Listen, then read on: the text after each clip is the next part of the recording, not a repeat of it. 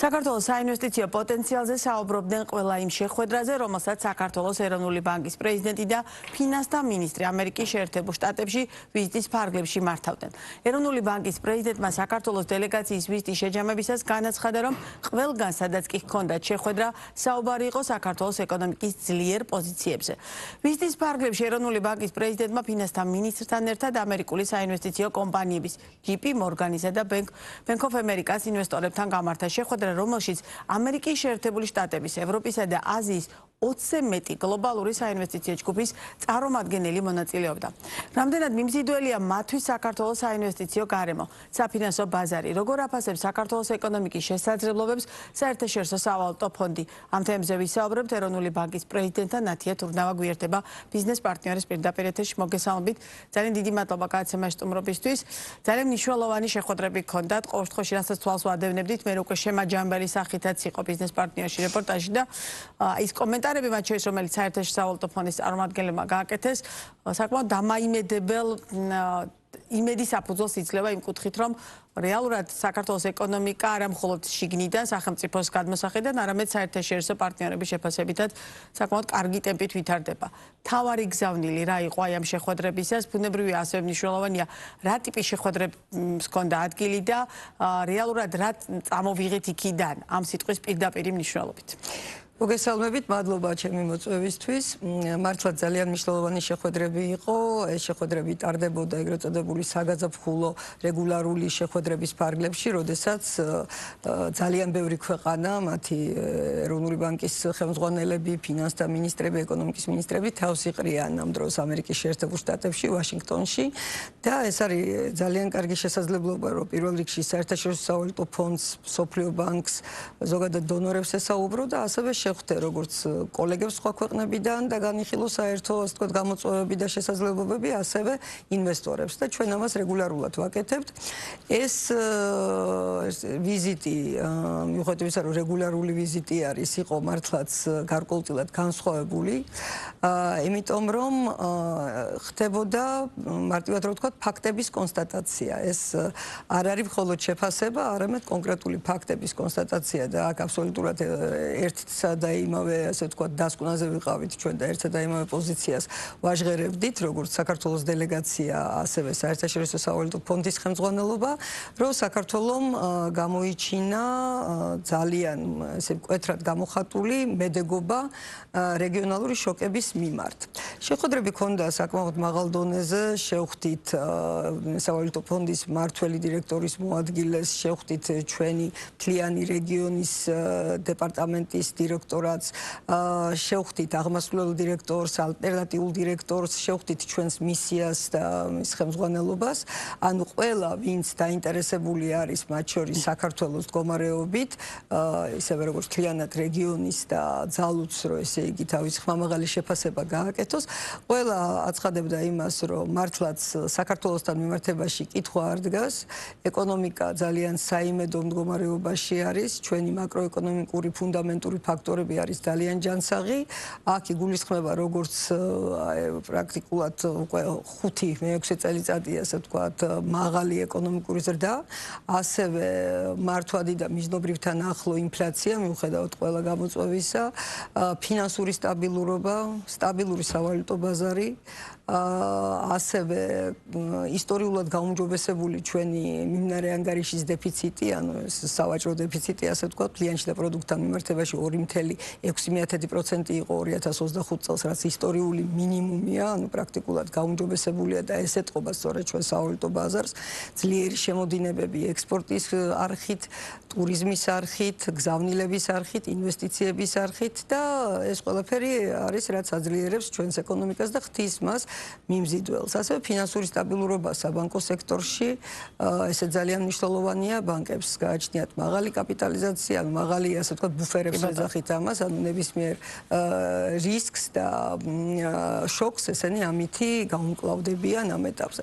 აქედან გამომდინარე, მართლაც ასევე რაც ჩვენთვის იყო სასიამოვნო აღინიშნა ჩვენი მონეტარული პოლიტიკის და ფინანსების დროს ფისკალური პოლიტიკის ასე მაღალი ხარისხი სავალუტო ფონდის მხრიდან მონეტარულ პოლიტიკაზე კერძოდ ითქვა და ეს ხოჭრის ბოლო მისიის ანგარიშიც არის ნათქვამი რომ გონივრული მონეტარული პოლიტიკა ტარდება და ჩვენ მართლაც მაქსიმალურად ვცდილობთ რომ ის იყოს გონივრული დაბალანსებული განსაკუთრებით აღინიშნა დადებითი ტენდენცია საერთაშორისო რეზერვების ზრდის მიმართულებით იმიტომ რომ ჩვენ მოვახერხეთ და 2024 წლის შემოდგომის შემდეგ 61%-ით გავზარდეთ, ანუ მართლაც რეკორდული ზრდა არის ჩვენი რეზერვების და ამას ხელს უწყობს თვითონ ეკონომიკის ჯანსაღი მდგომარეობა, სავალუტო ძლიერი შემოდინება და ნდობა გარე პარტნიორების, სავაჭრო პარტნიორების თუ ინვესტორების მხრიდან. სხვაჩვენს სწორედ რეზერვების ასეთი რეკორდული გაუმჯობესება გახდა საფუძველი სარეიტინგო კომპანიებისთვის, ვიკერძოდ ფიჩისთვის, რომ მას ჩვენთვის რეიტინგის, ასე ვთქვათ, აუთლუკი, ანუ პერსპექტივა გაეუმჯობესებინა ნეგატიურიდან სტაბილურამდე და ამაზეც იყო საუბარი. ასევე არ შემიძლია არ აღნიშნო ჩვენი კოლეგების ფინანსთა სამინისტროს მიმართ გაკეთებული დადებითი შეფასება, რადგან ფისკალური პოლიტიკა არის მართლაც ძალიან ისეთი შთამბეჭდავი, პრაქტიკულად ავსებს ერთმანეთს მონეტარული და ფისკალური პოლიტიკა. საგარეო ვალი არის რეკორდულად დაბალი 34% მთლიან შტატ პროდუქტთან და ძალიან ბევრ ქვეყანაში შეშურდება ასეთი დაბალი და მდგრადი ნიშნულის. საბიუჯეტო დეფიციტი გასულ წელს დაგეგმილი იყო 2.5% მთლიან შტატ პროდუქტთან, მაგრამ რეალურად 1.4%, ანუ ორჯერ ნაკლები დეფიციტით დაასრულეს წელი.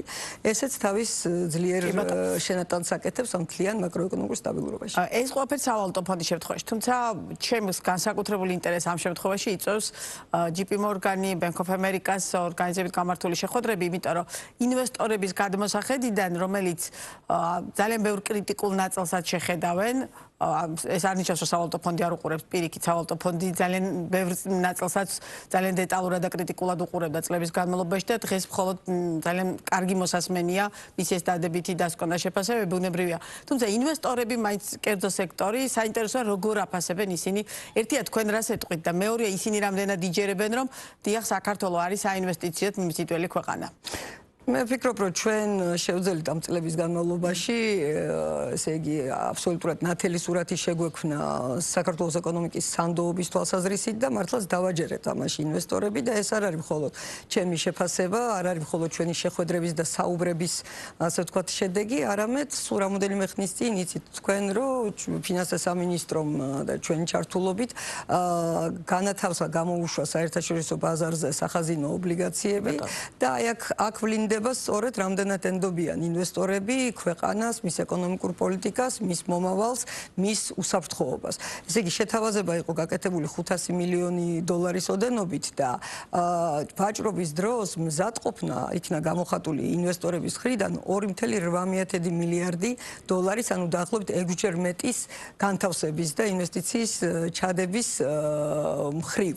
სწორედ ეს არის შეფასება, რომ ესე იგი 6-ჯერ უფრო ძლიერად ენდობიან, ვიდრე ჩვენგან იყო მოთხოვნა და შეთავაზება. ანუ ეს დადასტურებული ფაქტია. ამიტომ ჩვენ აღარ გვიწევს ბევრი განმარტება ახლა ინვესტორებთან. ინტერესი მათი ძალიან მაღალია, ისინი უბრალოდ აკვირდებიან, გვეკითხებიან პერსპექტივებს, გვეკითხებიან ჩვენი პოლიტიკის შესახებ, გულისხმობ მონეტარული პოლიტიკა, ფისკალური პოლიტიკა, გვეკითხებიან რეფორმების შესახებ და მიმდინარე პროექტების შესახებ და რა ფინანსური საჭიროებები არსებობს.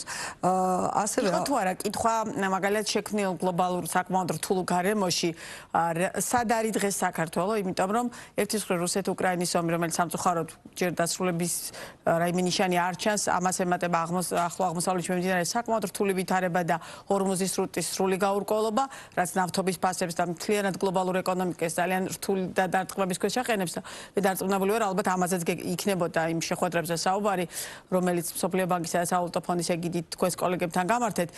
აი, სად არის ამ ნაწილში საქართველო და ამ კუთხით თუ იყო კითხვები, რომ მაგალითად უსაფრთხოების ნაწილი ეკონომიკურად ჩავდება ინვესტიცია, მაგრამ მე რა ხდება, იმიტომ რომ ჩვენ ისეთ რეგიონში ვცხოვრობთ, რომელიც დღეს საკმაოდ ფეთქებაცაშიშია. რა თქმა უნდა, ეს ახალი შექმნილი გეოპოლიტიკური ვითარება და ახალი ახლად წარმოქმნილი კონფლიქტი ახლო აღმოსავლეთში, კონკრეტულად ირანთან მიმართებაში, სპარსეთის ყურესთან მიმართებაში იყო ერთ-ერთი საუბრის თემა, უფრო მეტიც დომინირებდა ხოლმე შეხვედრების დროს, იმიტომ რომ აი ამ დროს სწორედ ხდება ამა თუ იმ ქვეყნის ეკონომიკის გამოცდა. თუ რამდენად მედეგია ის, რა თქმა უნდა, ჩვენ გაგვიმართლა, რომ უშუალოდ არ ვართ ჩვენ ახლა ისეთ სიახლოვეს ამ კონფლიქტის კერასთან, მაგრამ ვინაიდან ვიმყოფებით შუა დერეფანში, ვინაიდან ვართ მცირე და ღია ტიპის ეკონომიკა, გარკვეული გავლენა ამ კონფლიქტს და ამ ახალ გამოწვევას ჩვენზეც ექნება. თუმცა პირიქით გამოჩნდა ახლა, რომ ესე იგი ეს გავლენები არის საკმაოდ კარგად, ასე ვთქვათ, ნეიტრალიზებული იგივე ჩვენი მაკროეკონომიკური სიძლიერით, ჩვენი მედეგობით. ზოგადად ამ ახალი გამოწვევის გადმოცემის არხები საკმაოდ შეზღუდულია საქართველოსთან მიმართებაში. ჩვენ არ გვაქვს ისტორიულად მაღალი სავაჭრო ბრუნვა ამ რეგიონთან, ანუ ახლო აღმოსავლეთთან, ირანთანაც პრაქტიკულად თითქმის არ გვაქვს, სპარსეთის ყურესთანაც, იქიდან არ ვმარაგდებით უშუალოდ ნავთობპროდუქტებით, ამიტომ რაც შეეხება დაუშვათ ფიზიკურ შეფერხებას, რაც ძალიან მტკივნეულად იგრძნეს ბევრმა ქვეყანამ, ჩვენ ეს არ გვეხება. თუმცა რასაკვირველია ის მომენტი, რომ შეჩერდა რაღაცა გარკვეული პერიოდით ფრენები, როდესაც უშუალოდ საომარი მოქმედებები იყო და ტურისტები ვერ შემოვიდნენ რაღაცა ეტაპზე, ამან თავისი ნეგატიური გავლენა იქონია, მაგრამ დროში ჩვენი ვარაუდით ეს იქნება საკმაოდ ლიმიტირებული, იმიტომ რომ როგორც კი, ასე ვთქვათ, შეწყდა და იმედია, რომ არ განახლდება ესე იგი ცხელი ფაზა კონფლიქტის, იგივე კოვიდის გამოცდილება ჩვენ გვიჩვენებს, რომ როგორც კი ჩდება პირველივე შესაძლებლობა, ტურისტული ნაკადები და საერთაშორისო მოგზაურების ნაკადი ისევ აღნიშნავდნენ. რაც ნამდვილად შეგვეხება და არ შეიძლება ამაზე არ ვისაუბროთ, ეს არის მსოფლიო ბაზარზე გაზრდილი ნავთობის და ნავთობპროდუქტების ფასები, რადგან მიუხედავად იმისა, რომ უშუალოდ ჩვენ არ მარაგდებით იმ რეგიონიდან, მაგრამ ფასები ზოგადად არის მიბმული მსოფლიო ფასებთან, როგორც წესი, გარკვეული გავლენა ამან უკვე იქონია, იცით, მარტში დაეთყო. თუმცა ვინაიდან და რადგანაც ეს არის მთლიანად მსოფლიოს და ძალიან ბევრი ძლიერი სახელმწიფოს თავის ტკივილი, მე ვფიქრობ, მაინც საერთო ჯამში გამოინახება შესაძლებლობა, რომ მალე, ასე ვთქვათ, დაბალანსდეს ეს ვითარება, ყველაზე მწვავე ფაზა მოიხსნას და დასტაბილურდეს ეს გარებაზრები. აქედან გამომდინარე, ეს ყველაფერი მოისმინეს ინვესტორებმა, ჩვენ ციფრებით დავასაბუთეთ, ხედავენ, რომ საქართველოს ეკონომიკა მედეგია და სწორედ ესე დროს, როდესაც კონფლიქტები მატულობს და გეოპოლიტიკური გამოწვევები ჭარბობს, საქართველოს ნაირ მშვიდ, სტაბილურ ეკონომიკებს ეძებენ იმისთვის, რომ ფული ჩადონ და ინვესტიცია განათავსონ და პირიქითაც შეიძლება ამ კონფლიქტების ფონზე საქართველოს მიმზიდველობა მეტად შუა დერეფნის კონტექსტი როგორც ესეთი მნიშვნელოვანი ნაწილი. კი ბატონო, ჩვენ ყოველთვის ვამბობდით ამას და ყოველთვის ვიცოდით, რომ საქართველო განსაკუთრებულ როლს ასრულებს და შეასრულებს შუა დერეფანში, როგორც ევროპის და აზიის დამაკავშირებელი ხაბი, ეს ეხება როგორც ლოგისტიკას, ეს ეხება ასევე ენერგომატარებლებს და ეხლა უკვე ფინანსურ ხაბათას ყალიბდებით იმისთვის, რომ მოვემსახუროთ ამ ნაკადებს, მაგრამ ეხლა უკვე ბევრი ქვეყანა, მათ შორის ბევრი დასავლური ქვეყანა ამაში რწმუნდება, ასევე საერთაშორისო ორგანიზაციები, რომ საქართველო ძალიან მნიშვნელოვან ცენტრალურ ადგილს იკავებს ამ თვალსაზრისით და არის ერთ-ერთი ყველაზე სტაბილური და საიმედო გზა ეს შუა დერეფანი და საქართველო მის ცენტრში. ამიტომ რომ მოგეხსენებათ, რომ ჩtildeური, ასე ვთქვათ, მარშრუტი ახლა შეზღუდულია დასავლური სანქციების გამო, რომელიც რუსეთს დაუწესდა და მიმდინარე რუსეთ-უკრაინის ომის და კონფლიქტის გამომდინარე, სამხრეთის მარშრუტიც არ არის უსაფრთხო, პლუს ამას დაემატა ახლა შუა დერეფანში, დაემატა ახლა ახლო აღმოსავლეთში ახალი კონფლიქტი, კიდევ ერთხელ პრაქტიკულად დარწმუნდა ყველა, რომ შუა დერეფანი და საქართველოს ცენტრში არის ერთ-ერთი ყველაზე მიმზიდველი და საიმედო მარშრუტი. პლუს, რაც გამოარჩევს აქ ამ დერეფანში ჩვენს ქვეყანას, ეს არის განვითარებული ინფრასტრუქტურა. იქნება ეს საზღვაო, ასე ვთქვათ, პორტები, თუ სახმელეთო ავტობანები, თუ მოდერნიზირებული რკინიგზა, საერთაშორისო აეროპორტები და გვაქვს საკმაოდ საინტერესო მიმდინარე პროექტები, ხო, ანაკლიის პორტი, ახალი აეროპორტის პროექტი და მრავალი სხვა. აქედან გამომდინარე, როდესაც მთავრობა ამხელა ინვესტიციას დებს ინფრასტრუქტურის განვითარებაში, ესეც ძალიან დადებითად ფასდება ინვესტორების და გადამზიდავების მხრიდან. აქვე მაშინ ვიკითხავ, რადგან თქვენთანაც ახსენეთ ფინანსური ჰაბის შექმნის და ამ ამბიციის რეალურად რამდენად გვაქვს ამის შესაძლებლობა, რომ აი ამ საკმაოდ მნიშვნელოვან როლს მოვემსახუროთ და მოვირგოთ? ფიქრობ, რომ ძალიან კარგი შანსები გვაქვს ამისთვის. პირველ რიგში ეს ყველაფერი გამომდინარეობს იგივე მზარდი რეგიონალური ვაჭრობიდან, მზარდი რეგიონალური კავშირებიდან, რეალობა ეს გამოწვევები უბიძგებს ქვეყნებს, რომ შეკავშირდნენ ამ შუა დერეფანში, ვინც ვართ წარმოდგენილები, უფრო მეტად და ამას ყველაფერს სჭირდება ფინანსური ნაკადები, რომელიც მომიმსახურება გადარიცხავს, მომიმსახურება ვაჭრობას, მომიმსახურება ინვესტიციებს. თქვენ უკვე ხედავთ, რომ საქართველო გახდა ძალიან მსხვილი აღმოსავლური ინვესტიციების პოლიგონი, ასე ვთქვათ. ხო, იგივე ეს გლობალური ძალიან დიდი პროექტი, რომელსაც MR ჯგუფი ხო ახორციელებს და დაწყებული აქვს პრაქტიკულად, არის სხვა ძალიან საინტერესო პროექტებიც. ჩვენ ხედავთ ინვესტორების ინტერესი იგივე ფასიანი ქაღალდებითაც, ვინც ინტერესდება არა მხოლოდ სამთავრობო სახაზინო ფასიანი ქაღალდებით, არამედ კერძო კომპანიების ფასიანი ქაღალდებით და ესეც არის ინვესტიციის არხი, არ არის აუცილებელი რომ პირდაპირ კაპიტალში ჩაასხან, არამედ შეიძლება ეს ინვესტიცია კაპიტალის ბაზრის მეშვეობითაც განხორციელდეს, სადაც ჩვენი ქართული კომპანიები უშვებენ თავის ასე ვთქვათ საფინანსო ინსტრუმენტებს, ფასიან ქაღალდებს და ფასიან ქაღალდებს იძენენ ინვესტორებში აკეთებენ ინვესტირებას ინვესტორები. ამ კუთხითაც ძალიან მაღალი ინტერესი არის, რასაც ჩვენ ხედავთ. ეხლა არის კარგი მომენტი ჩვენთვის მართლაც, იმიტომ რომ ჩვენ ვართ ქვეყანა, რომელიც ინარჩუნებს მშვიდობას, რაც არის ყველაფრის წინაპირობა, რომელიც ინარჩუნებს დაბალანსებულ პრაგმატულ პოლიტიკას და რომელიც ინარჩუნებს და ავითარებს მზარ და სტაბილურ ეკონომიკას. ერთ-ერთი ყველაზე მნიშვნელოვანი შეხვედრა, რომელიც ამ მრავალ შეხვედრათაგან ყოველთვის შემდის გამოვყავი, იყო არაბულ მხარესთან შეხვედრა. სწორედ MR ჯგუფის გათვალისწინებით რაღაცა თითქოს ჩანს, რომ უფრო მეტად გავააქტიურეთ ჩვენ ურთიერთობა. სამწუხაროდ ახლო აღმოსავლეთში მიმდინარე პროცესები, მათ შორის არაბთა გაერთიანებულ საამიროებზე დუბაიზე მნიშვნელოვან უარყოფით გავნასახდეს, თუმცა იმედი ვიქონიეთ, რომ ეს ჩვენს და დაუშვათ ამ სახელმწიფოს ეკონომიკურ კავშირებს რაიმე ტიპის ზიანს არ მიაყენებს. რა ტიპის შეხვედრა გქონდათ ამ არაბთა გაერთიანებული საამიროების ცენტრალური ბანკის ხელმძღვანელთან და დაუშვათ რაიმე ტიპის მოლოდინი ხომ არ უნდა გქონდეს დაუშვათ მათი ფინანსური ინსტიტუტის საქართველოს შემოსვლასთან დაკავშირებით? ეს არის სამთავრობო სტრუქტურა, ჩვენნაირი ასე ვთქვათ კოლეგა ცენტრალური ბანკი, რომელიც თვითონ უშუალოდ არ აკეთებს ინვესტირებას, მაგრამ დიდი ხანია ჩვენ გქონდა დაგეგმილი და გვინდოდა ასე ვთქვათ შეხვედრა და უფრო მჭიდრო თანამშრომლობის დაწყება და მოხერხდა სწორედ ვაშინგტონში ჩემი და ჩემი არაბთა გაერთიანებული საამიროებიდან კოლეგის, ანუ ცენტრალური ბანკირის შეხვედრა. შევთანხმდით, რომ ჩვენ შემდგომში ჩვენ თანამშრომლობას გავაფორმებთ ერთობლივი მემორანდუმის სახით, დავიწყეთ უკვე ამ დოკუმენტზე მუშაობა.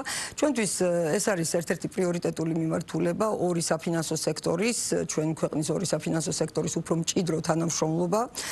სწორედ იმ კონტექსტში, რა კონტექსტიც თქვენ ახსენეთ, რომ საქართველოს ჰაბად ყალიბდება, ხოლო არაბთა გაერთიანებული საამიროები უკვე კარგად ჩამოყალიბებული ცნობილი ჰაბია და ბოლო განვითარებები მე მგონი არათუ არ შეაფერხებს, არამედ პირიქით მეტ აპეტიტს გაუჩენს, მეტად უბიძგებს როგორც კერძო ინვესტორებს არაბთა გაერთიანებული საამიროებიდან, ასევე საფინანსო სექტორს, რომ მეტი დივერსიფიკაცია გააკეთოს ქვეყნის გარეთ, ანუ უფრო მეტად სხვა რეგიონის ქვეყნებში, ისეთ ქვეყნებში, რომელიც მზარდია, რომელიც სტაბილურია, განათავსონ ინვესტიციები. ჩვენ ამისთვის მზად უნდა ვიყოთ. ამისთვის კი საჭიროა მეტი თანამშრომლობა ორ საფინანსო სისტემას შორის, იმისთვის რომ მე ხელი შეუწყოთ ინვესტორებს, ხელი შეუწყოთ მოვაჭრე სუბიექტებს, რომ იგივე თუნდაც ტვირთნაკადებს, რომელიც იმ რეგიონიდან ჩვენი რეგიონისკენ და პირიქით გაივლის, რომ ფინანსური მომსახურება იყოს შეუფერხებელი, კარგად ორგანიზებული, ასევე ძალიან საინტერესო გამოცდილება აქვს მაგათ ფინტეკის თვალსაზრისით, ახალი ფინანსური ტექნოლოგიები, სხვადასხვა ციფრული ინსტრუმენტები, წინარიან ამ კუთხით წასულები და ბევრი რაღაცა შეიძლება რომ ჩვენც ან გადმოვიღოთ, ან მათი გამოცდილება შევისწავლოთ და ამაზე გქონდა საუბარი. შევთანხმდით, რომ ძალიან აქტიური თანამშრომლობა გაგრძელდება. კი ბატონო. და მივედით ერთ-ერთ, რადგან საფინანსო ბაზრის დივერსიფიცირება და შემდგომ ერთ-ერთი ყველაზე მნიშვნელოვანი ნაწილია ჩვენ თქვენი ამერიკაში ყოფნის დროს ძალიან მნიშვნელოვანი საბანკო გარიგების მომსწრენი გავხდით. გარიგების, რომელიც თქვენ წინა ეთერში სტუმრობისას თქვით, რომ რეალურად უკვე გარკვეული პერიოდის მერე ეს ინფორმაცია უკვე პრაქტიკულად დადასტურებული იქნებოდა და საჯაროდ გახდებოდა და მაშასე ყველასთვის უკვე ცნობილია, რომ გაზ ბანკმა ლიბერტი ბანკი შეიძინა. რას მისცემს ეს საქართველოს საბანკო და საფინანსო სექტორს? მომხმარებლის გადმოსახედიდან მაინტერესებს კონკურენციას თუ გაზრდის, იმიტომ რომ ჩვენ მივეჩვიეთ, ეს არ ნიშნავს, რომ დაუშვათ ლიდერი ბანკების არსებობა ცუდია, პირიქით ძალიან კარგია, მაგრამ კონკურენციის გაზრდას თუ შეუწყობს ხელს ახალი ასეთი მოთამაშის გამოჩენა და მათ შორის განსაკუთრებით იმის გათვალისწინებით, რომ პირობითად ბაზის ბანკის უკან დგას ჩინური კაპიტალი და ეს აი ამ კუთხით, სუფთა კონკურენციის კუთხით თუ გაზრდის ბაზარზე არსებულ სურათს. ხო, ეს იყო საკმაოდ ისეთი კომპლექსური გარიგება, რომელიც ზადდებოდა წელიწადზე მეტი, რომ ხშირად ბევრჯერ შეიცვალა პირობები, ბევრი კომპონენტი გააჩნდა და ეროვნული ბანკი ყველა ეტაპზე იყო თავიდან ბოლომდე ჩართული. ჩვენ კანონმდებლობას გავალდებულებს, რომ პირველ რიგში ვიდრე მწვანე შუქს მივცემთ ჩვენ რომელიმე ასეთ შერწყმას გარიგებას, შევაფასოთ მისი გავლენა ბაზარზე კონკურენციის თვალსაზრისით. და ჩვენი შეფასება თავიდანვე საჯარო გახდა, ჩვენ რა თქმა უნდა ვაფასებდით ამას დადებითად. კი, რასაკვირველია, შერწყმის მერეც ეს ბანკი ზომით მესამე ბანკი კი გახდება, მაგრამ რა თქმა უნდა ორი ლიდერი ბანკი გაცილებით უფრო დიდი არის, მაგრამ გაცილებით მეტი შესაძლებლობა იქნება მესამე ბანკს, რომ კონკურენციაში შევიდეს შეიძლება არა მთლიანად, არამედ კონკრეტულ ნიშაში და უფრო მსხვილი სესხები და უფრო მსხვილი ფინანსური რესურსი შესთავაზოს ჩვენს ქართულ ბიზნესს, იმიტომ რომ სწორედ დღეს თუ კი რამე არის ესეთი პრობლემურია, თქვენ წინა სტუმარიც ყავდათ დეველოპმენტის წარმომადგენელი და შეიძლება ამაზეც იყოს საუბარი, ეს არის საკმარისი ფინანსური რესურსის მობილიზება მსხვილი პროექტებისთვის. ამისთვის ანუ იმდენად სწრაფად იზრდება ეკონომიკა, იმდენად სწრაფად იზრდება ესა თუ ის დარგი, რომ საფინანსო სექტორიც კი სრულად ვერ უზრუნველყოფს ყოველთვის აი ამ ხელა რესურსის მობილიზებას და ამისთვის საკმაოდ ძვირია. საკმაოდ ძვირიც არის და ხელმისაწვდომიც არ არის მსხვილი რესურსი, მსხვილი სესხები, იმიტომ რომ ზოგადად არის გარკვეული შეზღუდვები ამ თვალსაზრისით და ბანკებსაც თავისი გარკვეული რისკის ლიმიტები აქვს, რომელიც შეიძლება მათ განათავსონ ამა თუ იმ დარგში, ესეც ზღუდავს. აქედან გამომდინარე, მესამე ბანკი, ანუ ეს პრაქტიკულად მესამე და მეოთხე ბანკი შეირწყა და ვარაუდია ჩვენი რომ ბაზრის დაახლოებით 10% მაინც იქნება. აქ კონცენტრირებული უფრო მეტ შესაძლებლობას მისცემს ბიზნესს, რომ ასე როგორც ცალკე სესხები აიღოს აქედან, ასევე სინდიცირებული, ანუ გაერთიანებული სესხები რომელიმე სხვა ბანკთან, არ არის აუცილებელი მსხვილი ბანკი იყოს, მაინდა-მაინც ამის მონაწილე. აქედან გამომდინარე, ჩვენ ხედავთ, რომ კონკურენცია გაჩნდება, უფრო მეტიც ეს ჩვენი მოთხოვნაც არის, ამ პირობით დავამტკიცეთ ჩვენ ეს გარიგება, რომ ეს ახალი, ასე ვთქვათ, გაერთიანებული ბანკი იქნება გაცილებით უფრო მეტად პროაქტიული, ვიდრე აქამდე იყო და უფრო სწრაფად გაზრდის თავის პორტფელს, რაც თავისთავად კონკურენციას ნიშნავს. საცალო მიმართულებით მაინც არ იყვნენ ასეთი აქტიურები. უნდა გახდნენ აქტიურები და აქტიურობა რას ნიშნავს, რომ მიმზიდველი პირობა შესთავაზო მომხმარებელს. ეს მათ შორის სესხის პროცენტსაც ნიშნავს, უფრო მიმზიდველს, ცოტა ნაკლებია, ასე ვთქვათ, მარჟა და მომგებიანობა და უფრო მეტად პორტფელის ზრდაზე უნდა იყონ ორიენტირებულები და აქედან გამომდინარე ეს უბიძგებს სხვილ ბანკებსაც, რომ იმათმაც უფრო მიმზიდველი პირობები შესთავაზონ ბაზარს. ანუ რა თქმა უნდა ველოდებით, რომ ეს კარგი არის. ასევე კარგია, რომ ეს არის უცხოური ინვესტიცია, ეს არის ჩინური ბანკი.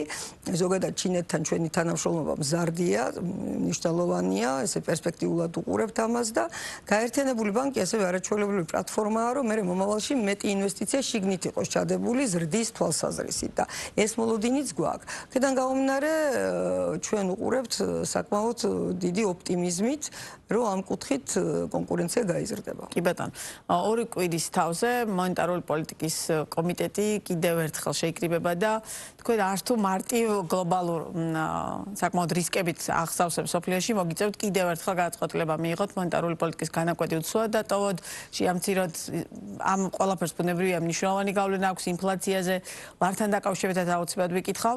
რა მოლოდინი გაქვთ ყოველ შემთხვევაში ამ გადმოსახედიდან, მათ შორის რამდენად მარტივად შეძლებთ, რომ აი ეს ინფლაციური რისკები და ეს პროცესები, რომელიც არ არის დღეს არ გამოიყურება მარტივ სამართავად, მართოთ ისე, რომ რეალურად ქვეყნის ეკონომიკას ეს მნიშვნელოვანი წნეხად არ დააწვეს. მარტივი რა თქმა უნდა არაფერია, იმიტომ რომ ახალი მოცემულობა გვაქვს ჩვენ გეოპოლიტიკური, ეს არის გაზრდილი მერყეობა, ვოლატილობა მსოფლიო სასაქონლო ბაზრებზე, მათ შორის ნავთობპროდუქტებზე, ჩვენ ვართ იმპორტიორი ქვეყანა და ამ კუთხით ველოდებით, რა თქმა უნდა, გამოწვევებს და გარკვეულ ინფლაციურ წნეხს. თუმცა კარგი არის ის, რომ ჩვენ დღემდე მაინც გვაქვს შედარებით მკაცრი მონეტარული პოლიტიკა შენარჩუნებული, მიუხედავად იმისა, რომ ინფლაციის დაბალ ინფლაციურ პერიოდებიც ჰქონდა ჩვენ, მაგრამ მაინც ხედავდით ამ თეორიულ პოტენციურ რისკებს და მატერიალის დაკიდევაც, მათ შორის ეს რეგიონალური რისკები. იცით, რომ ჩვენ უკვე წელიწადზე მეტია, რაც 8%-იან ნიშნულზე ვინარჩუნებთ მონეტარული პოლიტიკის განაკვეთს, როდესაც ჩვენი ნეიტრალური განაკვეთი ქვეყნისთვის ახლა დღეს დათვლილი ყველა რისკის გათვალისწინებით არის 7%, ანუ ჩვენ ამას ყოველთვის ვამბობდით, რომ თუ ინფლაცია როგორც ჩვენ ვარაუდობდით, ქვევით წამოვიდოდა და მოდიოდა კიდევაც, ეს ტრაექტორია იყო, ჩვენ მზად ვიყავით, რომ 8%-დან გვემოძრავა ამ 7%-ის მიმართულებით, თუმცა იმასაც ვამბობდით, რომ თუ კი რომელიმე გლობალური რისკი მატერიალის და ჩვენ ასევე გამკაცრებისთვისაც მზად უნდა ვიყოთ, იმიტომ რომ ჩვენი თავარი ამოცანა არის მართლაც, რომ შევინარჩუნოთ საშუალო ვადაში ფასების სტაბილურობა და ინფლაცია ისწრაფოდეს მიზნობრივისკენ. წინასწარ თქვა ძალიან რთულია და მართლაც რთულია არა იმიტომ, რომ ჩვენ არ გვშვებია წინასწარ თქვა ჩვენი გადაწყვეტილების, არამედ იმიტომ, რომ ყოველდღიურად იცვლება გლობალური ვითარება, ეხლა ყველა ცენტრალური ბანკის ჩვენზე განვითარებული ქვეყნებიც რო ავიღოთ, მათი ცენტრალური ბანკების მზერა მიმართული არის 40 სრუტისკენ, მიმართული არის იგივე გატარებული გემი ნავთობის კუთხითო, სოფლიოში ძალიან დიდი სიხარულის მომტანიაო, და თქვენ შეგიძლიათ ამის ანარეკლი იხილოთ ნავთობის ფასების დინამიკაში, რომელიც მართლაც არაპროგნოზირებადია. აქედან გამომდინარე, ჯერ დრო გვაქვს, დავაკვირდებით, როგორი სიტუაცია იქნება და აქედან გამომდინარე მივიღებთ გადაწყვეტილებას. უბრალოდ მინდა დაგარწმუნოთ, რომ ნებისმიერი ჩვენი გადაწყვეტილება იქნება ღრმა მსჯელობის და ანალიზის და გათვლების საფუძველზე მიღებული და მიმართული იქნება ჩვენი მთავარი ამოცანის ფასების სტაბილურობის დამტკიცების კუთხით. შეიძლება ამან გარკვეულწილად იმოქმედოს ეკონომიკური ზრდის იმ პროგნოზე, რომელიც ამ მოცემულობით აქვს ქვეყანას? ჩვენ არ ველოდებით, რომ თუნდაც მკაცრი მონეტარული პოლიტიკა ამ ეტაპზე და ინფლაციური რისკები შეცვლის წლევანდელ ეკონომიკური ზრდის პროგნოზს. ისედაც საკმაოდ კონსერვატიულად არის, ჩვენ ვთვლით, რომ ესე იქნება 5-სა და 6 შორის პროცენტში. სავალუტო ფონდს უფრო კარგი მოლოდინები აქვს ამ ნაწილში. კი, ანუ ამიტომაც ვამბობ, რომ 5%-სა და 6% შორის არის სხვადასხვა, ასე ვთქვათ, პროგნოზები. ეს კონსერვატიული პროგნოზია, ჯობია გქონდეს უფრო დაბალი პროგნოზი და უფრო, ასე ვთქვათ, უკეთესი მაჩვენებელი იყოს. აქედან გამომდინარე, ფრთხილი პროგნოზი არის და ჩვენ არ გვაქვს მოლოდინი დღეის გადმოსახედიდან, რომ რაიმე დაემუქროს ეკონომიკურ ზრდას ამ თვალსაზრისით. კი ბატონო, და ჩვენი საუბრის ბოლოს ლარის კურსი, რომელიც რაღაც გარკვეული პერიოდის განმავლობაში ახლო აღმოსავლეთში მიმდინარე პროცესებიდან გამომდინარე უცებ გაუფასურების ტენდენციისკენ წავიდა, თუმცა ეხლა ინარჩუნებს იმ ნიშნულს მეტნაკლებად 2.79-70-ის ფარგლებში. რა ფაქტორები შეუწყობს ხელს იმას, რომ დავუშვათ ლარმა შეინარჩუნა სტაბილურობა, ამისთვის რა ნაბიჯებს დგავს ქვეყნის ცენტრალური ბანკი?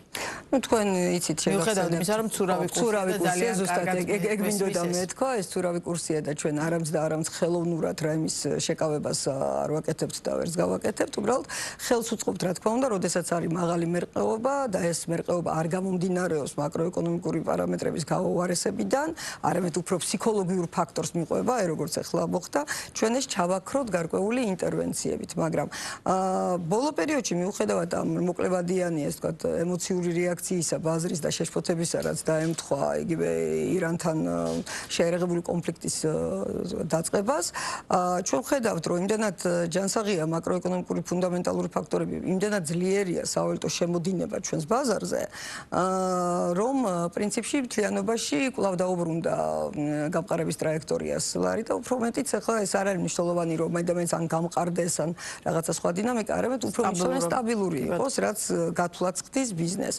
დღესდღეობით მინდა გითხრათ, რომ მიუხედავად იმისა, რომ როგორც წეღან საუბრობდი, რომ ამ ასე ვთქვათ ახალმა კონფლიქტმა შეაფერხა გარკვეულწილად მოკლებადით ტურისტული ნაკადები და თითქოს და ესეც უნდა დატყობოდა შემოდინებას. არ დატყობია სავალუტო შემოდინებას, ჩვენ ვაგრძელებთ ისევ ჩვენი რეზერვების აკუმულირებას, გვაქვს შესაძლებლობა ბაზარზე ამ გამყარების პერიოდში, რომ კიდე შევიძინოთ დოლარი, იმიტომ რომ სხვა არხებით შემოდის ძლიერად. ეს არის ექსპორტი, ეს არის იგივე გზავნილები, ეს არის ინვესტიციები და საკმარისი უცხოური ვალუტა გროვდება იმისთვის, რომ ჩვენ შევავსოთ რეზერვები და სავალუტო ბაზარიც იყოს სტაბილური. ამ კუთხით ჩვენ რასაც ვაკვირდებით, რა თქმა უნდა, ყველაფერი დინამიკაში იცვლება, მაგრამ ჩვენ რასაც ვაკვირდებით, საკმაოდ კეთილსაიმედო პროგნოზი გვაქვს. ძალიან დიდი მადლობა საინტერესო საუბრისთვის, წარმატებებს გისურვებთ და რა თქმა უნდა, სიამოვნებით გიმასპინძლებთ სხვა გადაცემაშიც. ბიზნეს პარტნიორის პირდაპირ ეთერის სტუმარი ნათია თურნავა იყო.